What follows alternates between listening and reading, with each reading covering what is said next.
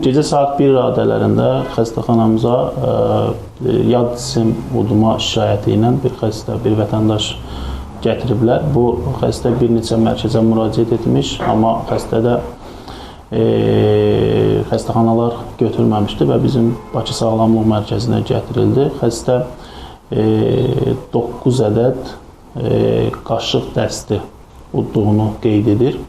Xəstəyə biz rekinoskopiya müayinəsi olundu və mədədə yad cisim aşkarlandı, metallı yad cisim aşkarlandı.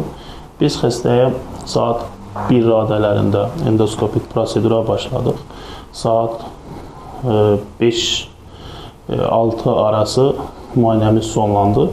9 ədəd yad cisim qaşıq dəsti xaric edildi.